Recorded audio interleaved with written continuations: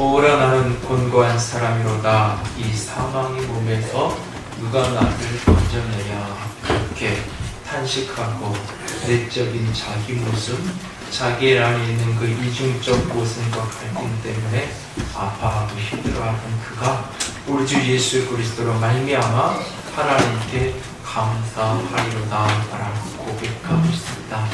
여전히 내 안에는 갈등이 있고 여전히는 내 안에 모순이 있습니다. 내 마음으로는 하나님의 법을 따르기 원하지만 육신으로는 죄의 법을 섬기는 그 갈등이 여전히 우리 안에 있습니다.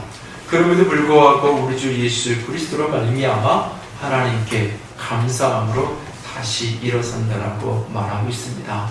그렇다면 그리스도인은 끊임없이 이런 갈등 속에 끝없는 실패와 끝없는 모순 속에 힘들어하며 오라 나는 곤고한 사람이로다. 이 사망의 몸에서 누가 나를 건져내랴. 그런 탄식 속에서 가끔 내게 승리를 주시는 예수 그리스도를 바라보며 가끔 그렇게 감사하며 여전히 그 갈등 속에서 고통 속에서 신음하며 살아갈 수밖에 없는 것인가? 승리의 삶이라는 것은 요원한 나랑은 너무나 거리 먼 이야기인가? 그런 질문과 그런 의문을 던지는 이들에게 로마서 8장은 우리에게 이렇게 말합니다. 아니라고. 죄와 어두움으로부터 능히 이기는 자로 살아갈 수 있는 열쇠가 여기 있다고 우리에게 말씀하고 있습니다. 그러면서 로마서 8장은 그 승리의 열쇠를 우리에게 제시하고 있는 것을 보게 됩니다. 신구약 성경 가운데 딱 한 장만, 성경이 수많은 장 가운데 한 장밖에 우리에게 남겨줄 수 없다면 그때 뽑혀질 수 있는 장 가운데 하나가 바로 이 로마서 8장일 것입니다.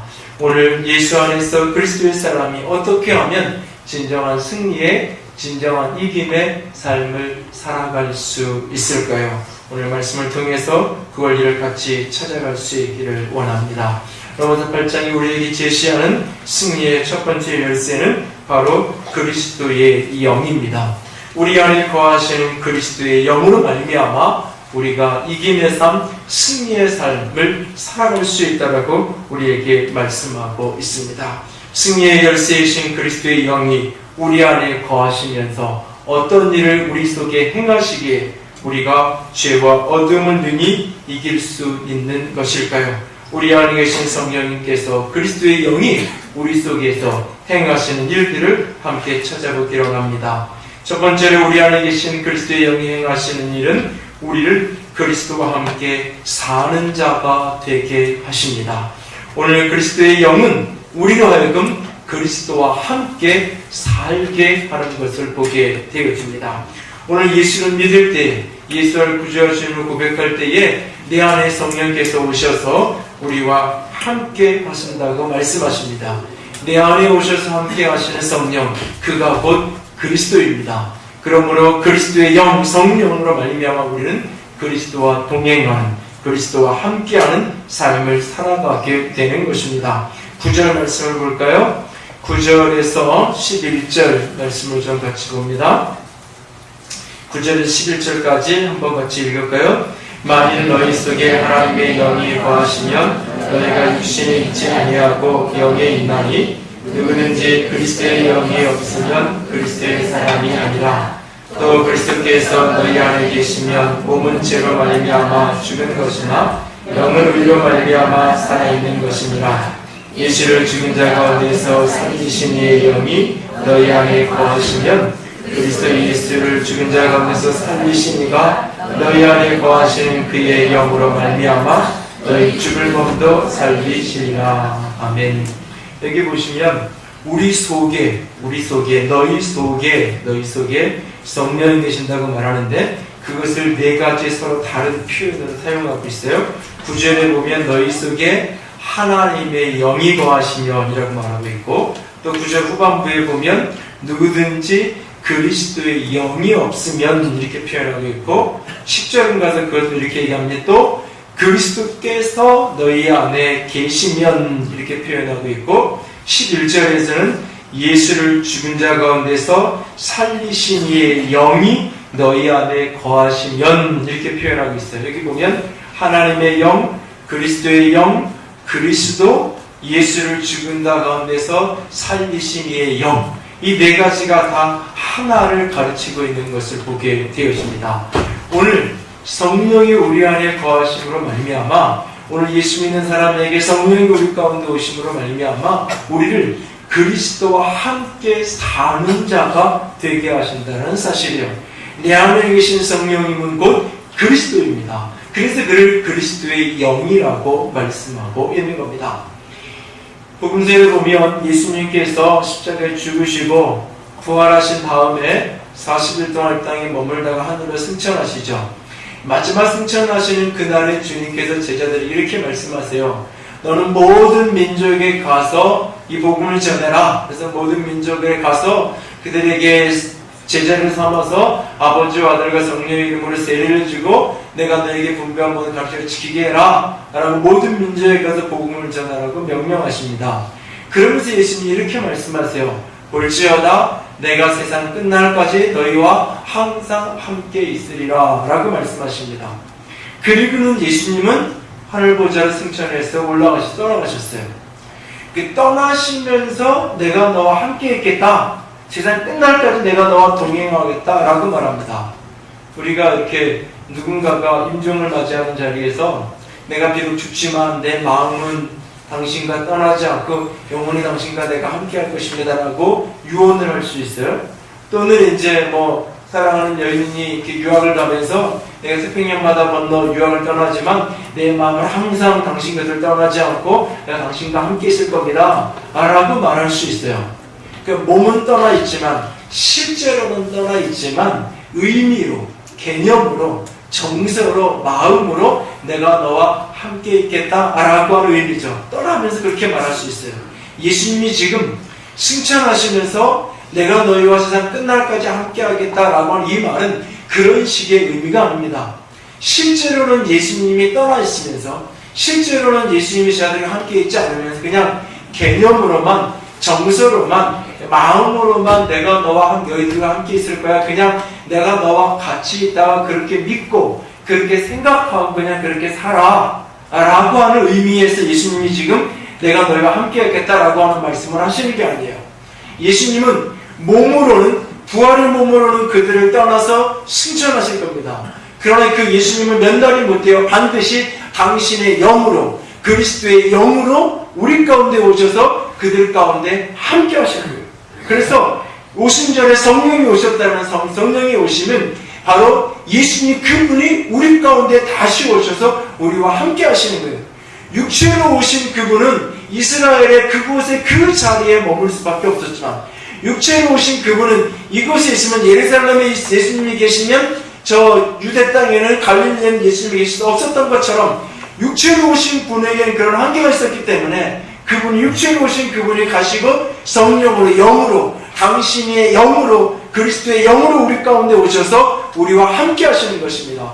모든 사람 속에, 거듭난 그리스도인 속에 함께 머물면서 우리와 함께 인생을 살아가시는 것입니다.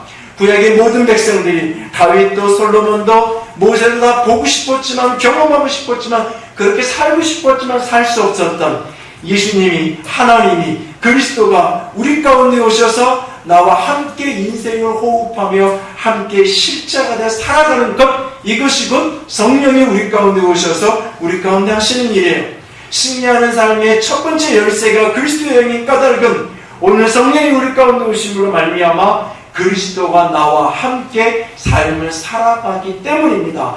내가 내 인생을 살아가는 것이 아니라 내가 예수와 함께 죽었고 이제 내가 사는 것은 내 안에 사신 그리스도가 사는 거라고 말하는 그것이 실제가 되도록, 그것이 개념이 아니라 이론이 아니라 실제가 되도록 만들어주는 게 성령의 역사, 그리스도의 영의 역사인 겁니다. 지난 주에 알파코스 주말 수양회를 했어요. 주말 수양회를 갔다 오면 늘 나오는 질문이 있어요. 이번에도 이렇게 그 주말 수양회에 대한 느낌을 써서 이렇게 낸 글에 보면 한두 번 그런 글을 질문을 하셨는데, 늘 나오는 의문 중에 하나가 뭐냐면, 꼭 알파코스, 특별히 교회를 처음 나온 새신자들을 위한 이런 프로그램 속에 이런 성령에 대한 체험을 이야기하는 이런 프로그램이 필요하냐? 그거보다는 그냥 야외에 가서 좋은 거 먹고 좋은 거 보고 함께 서로 이렇게 마음을 나누고 그냥 좋은 의미 있는 어떤 이야기 듣고 그렇게 그냥 마음을 나눌 수 있는 좋은 관계를 맺을 수 있는 그런 정도의 수련회, 그런 정도의 프로그램을 하는 게 훨씬 더 적절하지 않겠느냐. 뒷이야기는 하진 않았어요. 앞에 얘기만 했는데 뒷이야기 밑에 깔려있는 어떤 이야기죠. 굳이 꼭 그렇게 신앙이 처음부터 성령에 대해서 방언에 대해서 이야기하고 그것을 체험할 수 있도록 돕고 그럴 필요가 있겠느냐. 거기에는 찬반 양론이 있고 여러 가지 논의가 필요할 거예요. 그러나 그렇게 하는 가장 중요한 이유는 뭐냐면 신앙의 처음부터 신앙이 개념이 아니기를 원하는 거예요. 신앙의 첫 출발부터 신앙은 기독교라는 도를 내가 배우는 게 아니에요. 학문이 아니에요. 학습이 아니에요. 신앙은 성령님과 실제로 그분과 동행하는 거예요. 하나님이 내 아버지가 되고 이 내 안에 계신 예수님과 동행하며 살아가는 거예요. 실제가 되는 거예요. 그것을 실제로 만들어지고 실제로 경험케 하시는 분이 성령인 거예요. 그 성령이 내 안에 오셔서 나와 동행하시고 함께 하신다는 것을 가장 단순하게 체험할 수 있는 자리가 방언이기 때문에 방언을 강조하는 것 뿐이에요. 그것이 전부이거나 그것이 너무너무나 중요하기 때문에 그것만을 이야기하는 건 결코 아니에요. 신앙의 처음부터 신앙이라는 것이 단순한 개념으로 이론으로 내가 어디 문화센터에 가서 한 사람을 만나듯이 내가 뭔가 관심 있는 게 생겨서 어디에 가서 뭔가를 배우면서 거기에서 공동체가 형성되고 그 사람들하고 같이 공부하면서 밥도 먹고 같이 공부하고 속으로 보면서 마음도 나누기도 하고 그런 차원으로 신앙이라는 것이 내가 그냥 마음이 외롭고 힘드니까 그냥 교회라는 곳에 가서 좋은 사람 만나고 그냥 같이 잠깐씩 이렇게 마음도 나누고 그런 교제도 하고 그런 정도의 차원으로 신앙이 처음부터 신앙이 그렇게 머물기를 원하지 않는 거예요. 신앙은 하나님과의 관계예요. 신앙은 하나님 내 아버지가 되는 거예요. 이것이 개념이 아니라 이론이 아니라 실제로 경험되어야 돼요. 실제 내 삶에서 누려져야 돼요. 실제로 그분이 내 아버지라면 아버지의 음성이 들려야 되고 실제로 그분이 내 아버지라면 내가 그분이 내 곁에 내가 느끼고 경험하고 체험할 수 있어야 되는 거예요. 실제가 되어서 그리스도와 함께 산다라고 말씀하셨어요. 그것이 무엇이 삶에서 경험되고 누려져야 돼요. 그것을 실제가 되게 하는 것이 성령이기 때문에 성령을 강조하는 거예요. 그리스도의 영, 그리스도의 이것은 예수와 떨어진 누구를 이야기해요. 예수님이 여기 계시고 예수님 외에 다른 어떤 존재를 이야기하는 것이 아니에요. 성령이고 그리스도의 영이에요. 이것이 기독교 신앙의 본질이고 기독교 신앙의 하나의 핵심적인 신비예요. 영으로 여기 계신 그리스도와 함께 삶을 살아가게 해주는 것, 그것이 성령의 역사예요. 이것이 승리하는 삶의 가장 소중한 첫 번째 열쇠예요. 성령은, 그리스도의 영은 오늘 여기에서, 이곳에서 나를 그리스도와 함께 사는 자가 되게 하십니다. 그렇게 그리스도와 함께 살면서 그리스도가 내 안에서 우리 곁에서 어떤 일을 이루어 가시는가, 그것이 로마서 8장 전체의 이야기 속에 수많은 이야기들이 반복적으로 여러 가지 관점 속에서 이야기가 될 겁니다. 그 가운데 오늘 두 가지만을 더 살피기 원하는데, 두 번째로 성령은 우리를 죄와 사망의 법에서 자유하게 하십니다. 우리 안에 그리스도가 나와 함께 하시는 나와 삶을 같이 살아가면서 그가 하시는 첫 번째 일이 뭐냐? 나를 죄와 사망의 법으로부터 해방시켜서 자유하게 하시는 일이에요. 1절을 볼까요? 8장 1절 이렇게 시작됩니다. 그러므로 이제 그리스도 예수 안에 있는 자에게는 결코 정죄함이 없다. 이 그러므로는 어디랑 연결되는 거냐면 3장 24절 가보세요. 로마서 3장 24절. 로마서 3장 24절 같이 읽습니다. 그리스도 예수 안에 있는 속량으로 말미암아 하나님의 은혜로 값없이 의롭다함을 얻은 자가 되었느니라. 예수 안에서 내가 속량받았고 내가 값없이 의롭다함을 얻었어요. 내가 의인이 되었어요. 하나님 앞에 의인이 되었어요. 내가 하나님 더 이상 죄인이 아니라 의인이 되었다라고. 그래서 그 다음 25절에 보면 전에 지은 죄를 간과하시고 내가 지었던 모든 죄를 하나님께서 하나님이 보지 않고 죄를 죄로 인정하지 않으신다. 내가 하나님 앞에서 의롭다함을 얻었다라고 말하고 있어요. 그리고 5장 1절 가보세요. 그 내용이 이어지면서 5장 1절에 여기 또 그러므로가 나오는데 같이 읽습니다. 그러므로 우리가 감을 받았으니 우리 주 예수 그리스도로 말미암아 하나님과 평안을 누리자. 그러므로 우리가 믿음으로 의롭다함을 얻었기에 의인이 되었기에 하나님과 화평을 누리자라고 이야기하고 있어요. 그리고 8장의 오늘 이야기입니다. 8장 1절을 한 번 더 읽습니다. 그러므로 이제 그리스도 예수 안에 있는 자에게는 결코 정죄함이 없나니 내가 믿음으로 의롭게 되었기 때문에 나에게 어떤 정죄함도 없다라고 말합니다. 여기 정죄라고 하는 이 단어는 무슨 뜻이냐면 사전적인 뜻을 그대로 이야기하면 유죄 선고를 받아 형을 치른다라고 하는 말이 이 정죄라는 뜻이에요. 다시 말해서 재판장에서 이렇게 이 사람이 저걸 이렇게 판사가 쭉 재판을 진행하잖아요. 마지막 선고하는 날 쭉 그 사람이 행한 일들을 무슨 일들을 쭉 이야기를 해요. 그러고 나서 그러므로 이 사람은 유죄, 이 사람은 이런 죄로 유죄 선고를 너는 죄인이야라고 유죄 선고를 해요.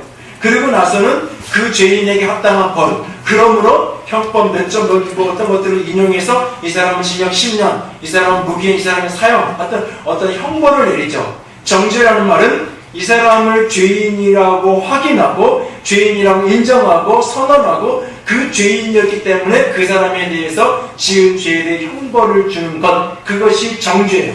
정죄. 이 죄, 그 정죄함이 더 이상 우리에게 없다라고 말하고 있어요. 이걸 잘 기억하셔야 돼요. 그냥 너는 죄인이 아니야, 너는 의인이야 라고 하는 걸로 끝나는 게 아니라 그 죄 때문에 가져온 죄의 벌, 죄의 형벌에서부터도 해방된다. 그것이 정죄감이 없다라는 이야기예요. 정죄라는 말이 형벌까지 포함되기 때문에 그리스도인이 이걸 오해해서 내가 죄는 용서하셨고 하나님이 죄는 용서가 내가 의인은 되었는데 내가 지었던 죄에 대한 값은 대가는 내가 여전히 치루어야 돼. 그 형벌은 내가 받아야 되는 거야 라고 여전히 생각하고 여전히 스스로를 정죄하고 스스로를 벌주는, 하나님은 너를 용서했다고 말하고 하나님은 너를 의인이라고 말하는 나는 아직 그럴 만한 자격이 없다고 스스로를 벌주고 정죄하는 경우를 간혹 보게 되는데 그렇지 않다고 말합니다. 그리스도 예수 안에 있는 자에는 결코 정죄함이 없다라고 말합니다. 그런데 이게 왜 그렇게 되느냐? 2절에 이렇게 말하고 있어요. 8장 2절 읽습니다. 이는 그리스도 예수 안에 있는 생명의 성령의 법이 죄와 사망의 법에서 너를 해방하였음이라 라고 말하고 있어요. 여러분, 그 재판정에서 재판을 하다가 판사가 이 사람을 무죄라고 선포했어요. 무죄라고 선포하면 그 재판정에 안 서 있다가 무죄라고 하면 그날로 바로 나가는 게 아니에요.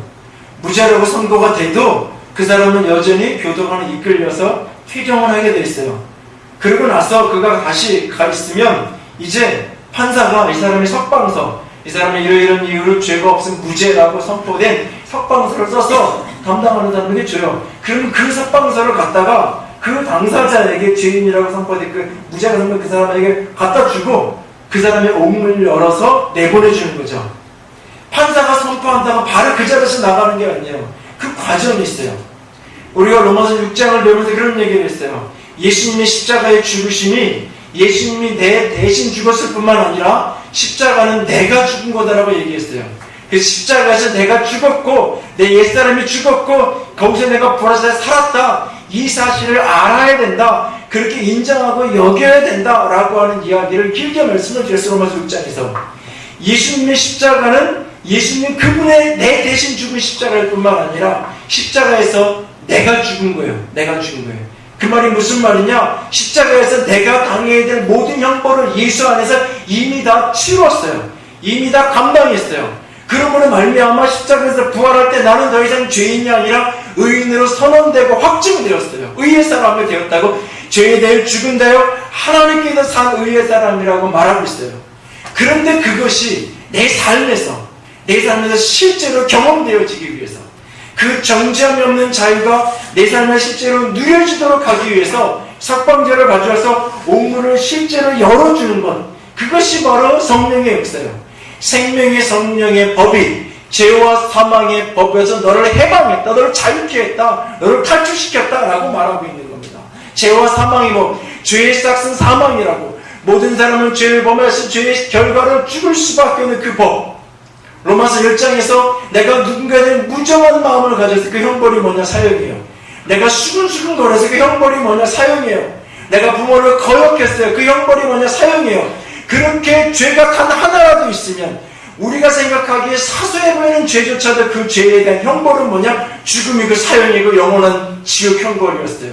그것이 죄와 사망의 법이에요. 그의 죄와 사망의 원리예요. 그곳에서 생명의 성령이 나를 해방시켜서 자유케 하셨다는 거예요. 그 근거는 뭐냐? 예수님의 십자가.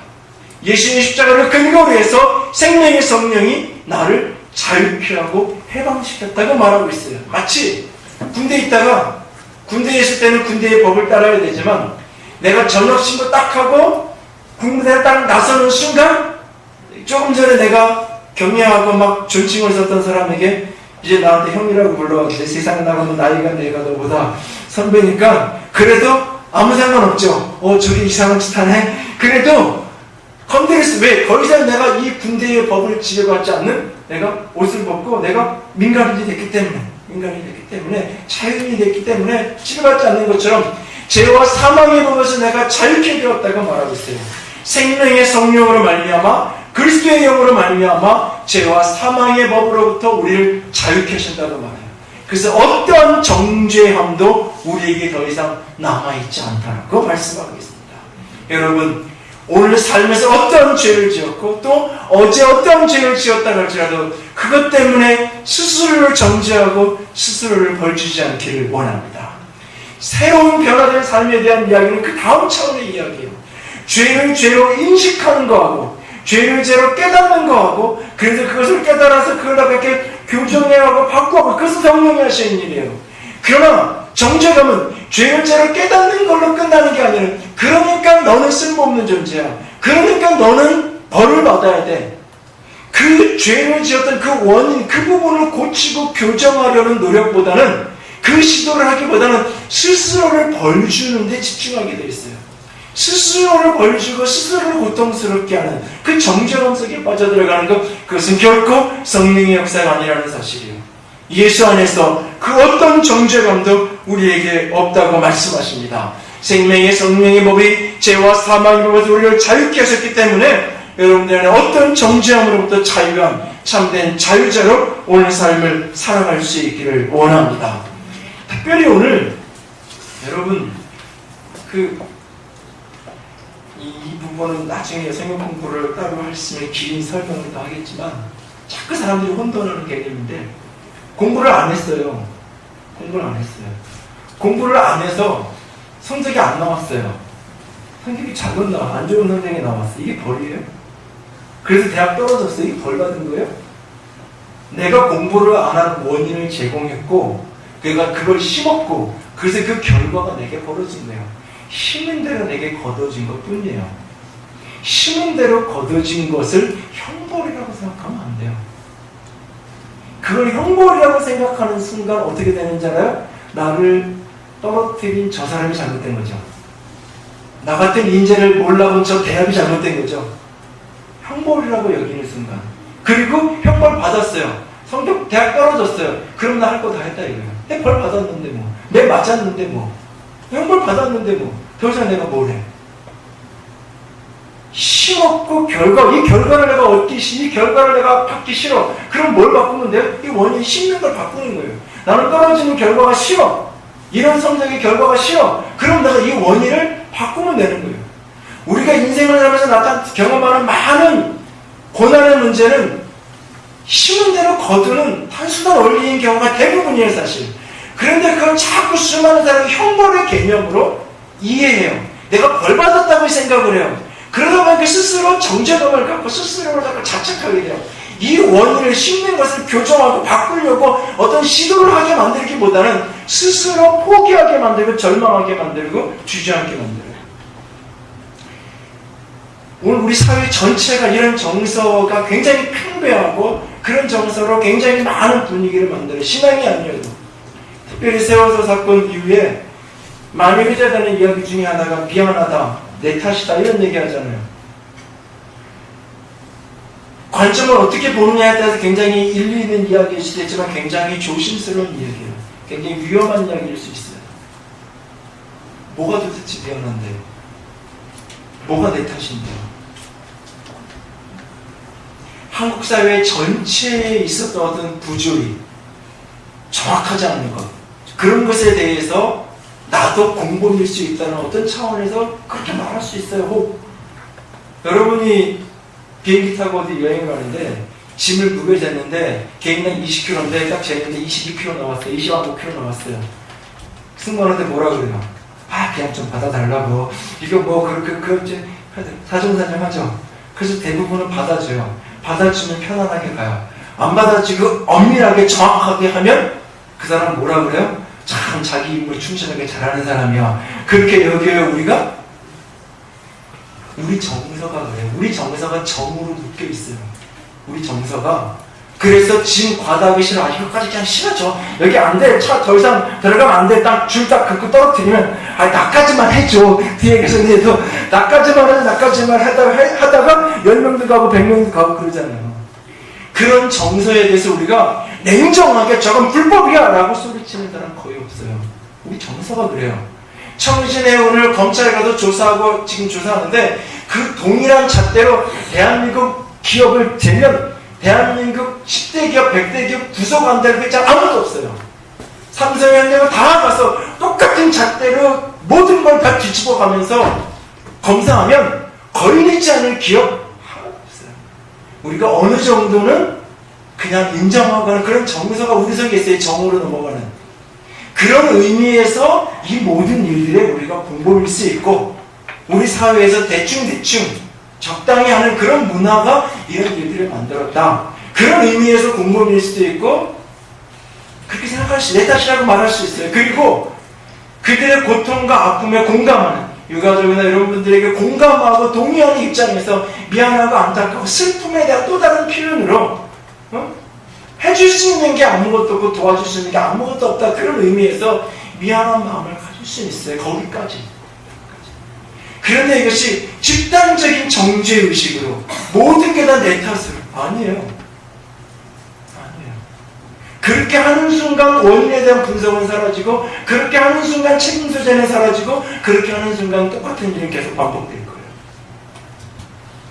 사고의 위험성을 충분히 인지하고 있었음에도 불구하고 불법을 묵인했던 관리들이나 해운사의 책임이에요. 그리고 최소한의 안전조치도 승객을 살리기 위한 최소한의 노력도 하지 않은 채로 배를 떠났던 선원들과 선장들의 잘못으로 이 일이 벌어진 거예요. 그 이후에 구조의 과정 속에서 해변이나 구조 시설들의 무능력함과 그런 연약함들의 결과예요. 공무원들의 유약함과 관료 취업 이런 것들의 결과로 이런 일이 벌어진 거예요. 그 원인을 정확하게 분석하고 그 원인을 해결해 가야 원인과 결과를 분명하게 이해해야 이 결과가 다음에 반복되지 않을 수 있어요. 그것이 아니라 정서적으로 그냥 내 탓이로 끝나요. 모두가 잘못이에요. 나도 똑같은 위치에 있으면 저랬을 텐데 뭘 저렇게 심하게 벌주고 저렇게 심하게 원인을 따지려고 저러나. 그리고 세월 속에 이렇게 얘기해요. 이제는 좀 일상으로 돌아가자. 일상 어차피 다 살고 있어요.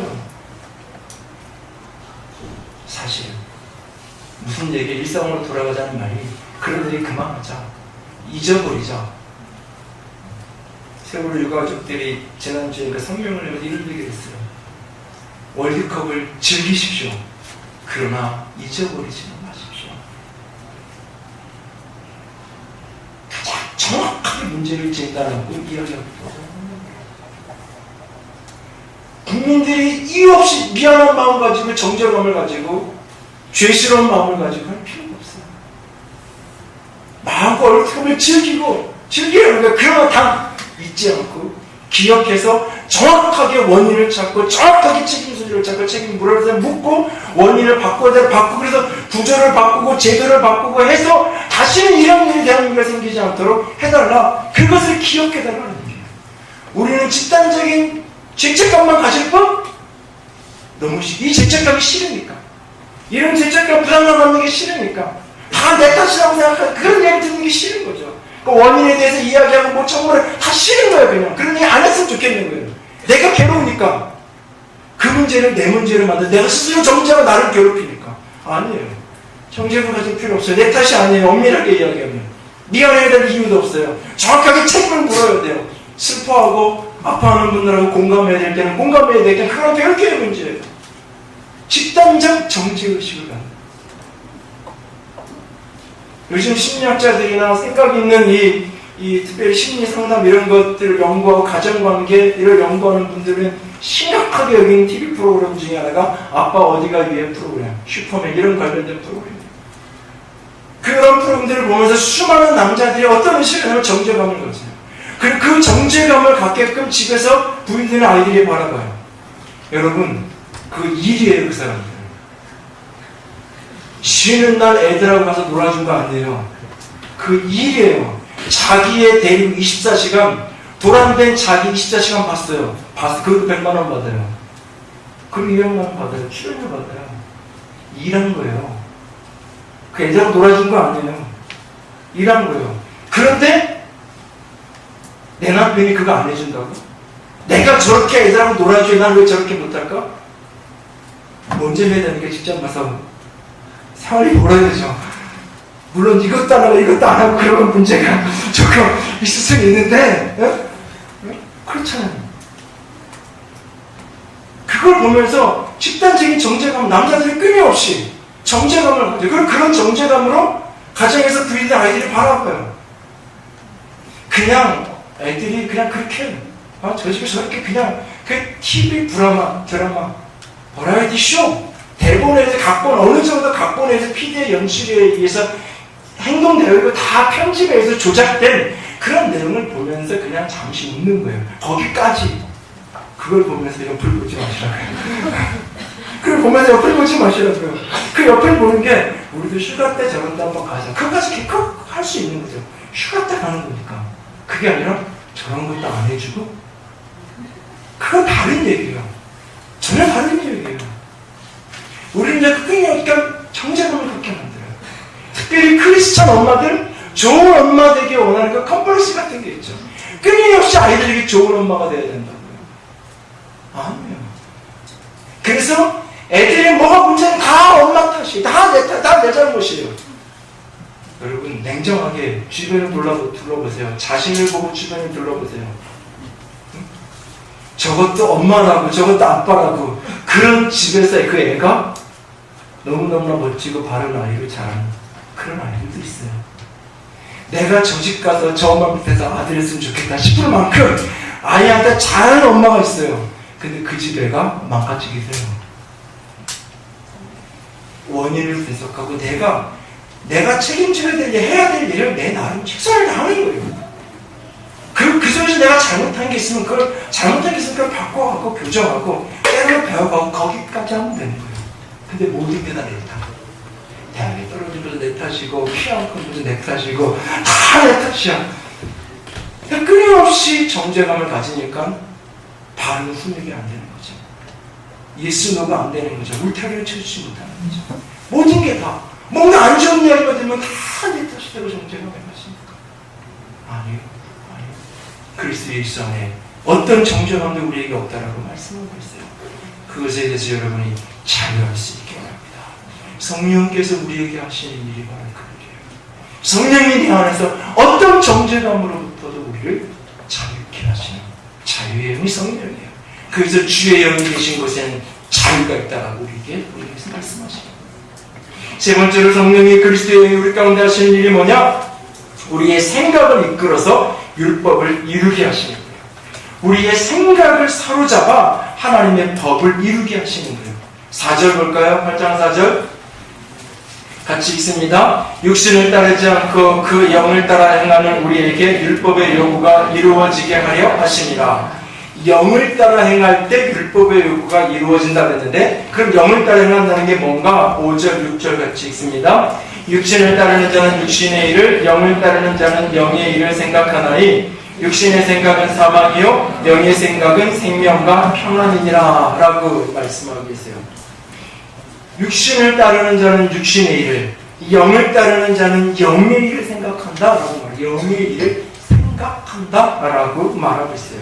그래서 육신의 생각은 사망이고 영의 생각은 생명과 평안이다 라고 말하고 있어요. 다시 말해서 성령이 우리 가운데 오셔서 그리스도의 영이 오셔서 그리스도와 함께 나를 살게 하시는데, 그 살게 하시는 첫 번째 역사 우리에게 어떤 정죄감도 없는 자유함으로 우리를 이끌어가실 뿐만 아니라 그 성령께서 그리스도에게 우리의 생각을 이끌어가십니다. 내 생각을 이끌어가서 결국은 내 삶의 행위가 하나님의 법을 이룰 수 있도록 하신다는 거예요. 생각을 이끌어서 행동을 바꿔가시는 거예요. 성령은 내 행동 하나하나를 놓고 행동을 교정하는 게 아니에요. OX 몰입표 찾기가 리스트다 만들고 잘할거 못할거 점수 내리는 게 성령이 아니에요. 성령은 내 생각 속에서 끊임없이 일하셔서 생각을 변화시키시고 생각을 바꾸시는 거예요. 그래서 사람이 생각이 바뀌지 않으면 그 사람은 진정으로 바뀌지 않아요. 바뀌지 않아요. 우리는 자꾸 눈에 보여도 행동 한두 가지를 바꾸려고 자꾸 애를 쓰고 그것이 바뀐다 안 바뀐다 그것 때문에 힘들어하고 그런 경우가 참 많아요. 그런데요, 행동은 외부에서 압력이 가면 어떤 현실적인 이익이 생기면 겉으로 보이는 행동은 바뀌어지는 경우가 바뀌었나 보다 싶어요. 근데 장소가 바뀌고 위치가 바뀌고 그 행동이 원래도 다 되더라고요. 왜? 생각이 바뀌지 않았기 때문에. 성령이 끊임없이 우리 가운데 예수님이 계시면서 끊임없이 우리에게 말씀하세요. 당신의 인생으로 말씀하시되 끊임없이 우리의 생각을 교정하세요. 우리의 생각이 하나님의 생각이 내 생각이 내려놓고 내 생각이 그리스도의 생각이 복종되어지도록 성령의 뜻에 따라갈 수 있도록 내 생각을 끊임없이 움직여 가신다는 사실이에요. 성령은 우리의 생각을 이끌어서 그리스도의 생각을 이끌어서 하나님의 법의 율법을 이루는 곳으로 우리를 이끌고 가신다는 사실이에요. 그래서 성경은 우리의 생각을 복종시켜야 된다. 그리스도의 발 아래 무릎 꿇게 해야 된다고 우리에게 말하고 있는 개그맨 이성미 씨가 쓴 사랑하며 살기에도 시간은 부족하다, 시간이 부족하다 라고 하는 책을 보면 이분이 7년 동안 42살인가에 캐나다 이민을 7년 동안 이민 생활을 하고 있는데 특별히 그때 이제 이민을 가기 원했지만 남편은 가지 않게 한국에 있겠다고 해서 남편은 한국에 오랜만 알리프스 데리고 가서 기러기 생활을 하면서 이제 있었다. 근데 그 과정 속에서 그 전에는 부부가 계속 삐그덕거리고 뭐 여러 가지 어려움이 있었다 그래요. 그러면서 이제 태평양바다 건너가서 이제 전화를 통화하다 뭐 이런저런 또 싸움도 해도 되고 말하다 보니까 어느 날 이런 마음이 드는 거예요. 한국에 있으면서 유명 개그맨 이성이 이혼했다 그러면 이제 소문도 나고 막 이렇게 안 좋을 수 있으니까 하나님이 조용하게 합법적으로 이렇게 편안하게 이혼할 수 있게 그것도 내가 당신 있을 같이 했는데 남편은 자기는 안 가겠다고 한국에 남았고 자기만 왔으니까 이제 합법적으로 이혼하는 편안하게 모든 걸 잘 시키나 보다 그런 생각을 했다 그래요. 근데 마음에 결심을 했어요. 근데 저 위에서 결제가 떨어져야 돼서 기도를 시작합니다. 이렇게 기도했다 그래요. 하나님, 이 사람 저랑 살기 너무 힘들 거예요. 저보다 더 좋은 사람 만나서 행복하게 살게 해주세요. 저는 괜찮아요. 제가 이 사람의 행복을 막고 있잖아요. 하나님이 이 사람 너무 안쓰럽고 불쌍해요. 이러면서 기도를 매일 한 거예요. 하루를 하고 이틀을 하고 한 달을 넘게 하는 거예요. 응답이 없는 거예요. 응답이 없던 어느 날, 한 달이 지난 어느 날 하나님 이 사람이 또 똑같은 기도를 계속 하는 거예요. 그런데 그 순간 하나님이 하시는 말씀이 그 가증스러운 기도 치워라. 그걸 듣는 순간 당황하고 한편은 놀라고 한편으로는 들켰구나. 그리고는 이렇게 그 다음 기도를 이어갔다 그래요. 네 하나님 이 남자 싫어요. 저랑 안 맞아요. 그래서 헤어지고 싶어요. 이게 제 본심이에요. 성령이 그의 생각의 깊은 곳에 있는 실체를 드러내시고 인정하게 합니다. 그럼 계속 기도의 씨름을 하면서 그녀가 이렇게 기도했다고 고백해요. 하나님 이제야 제 속을 털어놓네요. 전 비련의 여주인공처럼 제 남편이 저를 버린 것처럼 위선을 떨고 싶었어요. 그래야 사람들이 제 편이 될 거라고 생각한 거죠. 제 속마음을 숨기고 정말 가증스러운 기도를 했네요. 제가 잘못했어요. 그런데 주님 다시 해볼게요. 하는 순간 자기 입을 틀어막았다 그래. 내가 지금 뭔 소리 하나? 그러면 이유는 어떻게 되는 건가? 내가 뭔 소리를 하고 있나? 근데 그 순간 자기 앞에 무수한 십자가가 이렇게 있는 그런 환상이 보여지는 거예요. 하나님께 이게 뭐예요? 다들 지고 가다가 버리고 간 십자가란다. 저 십자가를 누군가 또 져야 하지 않겠니? 주님 한번 해볼게요. 제 십자가는 제가 지고 갈게요 라고 고백했다고 말합니다. 그는 이렇게 말합니다. 하나님이 응답하지 않은 것이 아니라 어쩌면 내가 듣고 싶어하는 응답이 아니어서 계속 내 뜻대로 답이 이루어지기를 기다렸는지도 모른다. 나는 지금도 남편과 종종 갈등한다. 하지만 주님 안에서 변화될 남편을 기대함으로 예전처럼 속상하지 않다. 내가 오늘보다 내일 더 예수님을 닮아가는 만큼 남편도 그럴 것이므로 오늘보다 내일이 더 기대된다 라고 말합니다. 하나님이 구체적인 행위 하나를 가지고 이렇게 저렇게 얘기하시는 게 아니에요. 중요한 건 내 생각의 관점이 바뀌어요. 생각을 변화시키는 일을 그리스도의 이유로 속에서 하시는 거예요. 그 생각의 변화를 통해서 궁극적으로 삶을 바꿔가는 거예요. 그래서 여러분이 교회 나오고 나서 특별히 교회 나온 지 얼마 안 되는 분들은 부탁을 드려요. 자신의 외적인 행동을 너무 바꾸려고 애쓰지 마세요. 뭔가를 끊으려고 너무 애쓰지 마세요. 생각이 바뀌어지면 내가 진짜 내가 누가 보기 때문에 내가 교회 다니는 사람이 됐으니까 누군가가 나를 보고 있으니까 네가 보고 그러면 어떻게 그런 생각이 아니라 진짜 마음 중심의 생각에서부터 이거 내가 고쳐야 되겠다. 이거 내가 바꿔야 되겠다. 마음 중심에서부터 결심이 될 때 그때부터 바꿔보려고 조금 한 걸음 한 걸음 해보시면 돼요. 생각의 변화 그것이 이 마인드를 바꿔가는 것 성령의 가장 강력한 역사입니다. 승리하는 삶을 살아가기 위해서는 그리스도의 영, 그 그리스도의 영으로 말미암아 그리스도와 함께 살아가야 돼요. 그리스도와 함께 살아갈 때 그분이 가장 먼저 우리에게 정죄감으로부터 자유케 하는 은혜를 주시고 우리의 생각을 이끌어 가시기 시작한 일을 그거 하실 거예요. 이성윤 씨의 책에 보면 이런 이야기가 한 꼭지도 등장합니다. 이민생활을 7년 하다가 영주권을 막 받았고 조금만 더 있으면 시민권을 받아야 될 무렵에 하나님이 한국에서 해야 될 사역들에 대한 새로운 마음을 주시고 그래서 모든 걸 정리하고 한국을 가기로 돌아가기로 결심합니다.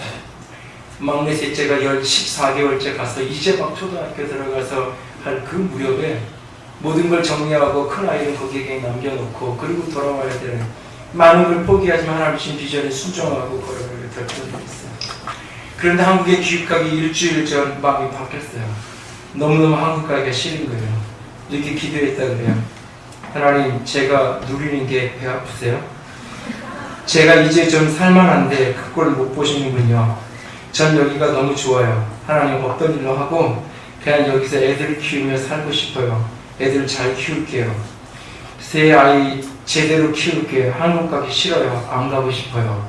한참 기도하는데 하나님이 말씀하십니다. 나랑 같이 갈래? 아니면 여기서 혼자 살래? 하나님 여기서 하나님과 같이 산다고요. 저 여기서 주님이랑 함께 누리며 살고 싶다고요. 아니 나랑 같이 갈래? 혼자 살래? 저 여기서 주님과 같이 살겠다고요. 가기 싫다고요. 한참은 시름을 안 하신다는 합니다. 하나님의 말씀은 여전히 똑같습니다. 그런 말입니다. 하나님, 제가 어떻게 하나님 없이 이 집에 혼자 살아요? 그게 무슨 소용이 있어요? 아니잖아요. 아버지 없이 못 사는 거 아시잖아요. 갈게요. 그리고는 목로 억울해서 울기 시작했다 그래요. 한참 모르는데 하나님이 다가오셔서 마음에 이런 말씀을 주십니다. 고맙다. 나랑 같이 가져서 내가 기쁘다. 하나님의 사랑에 다시 펑펑 울었다.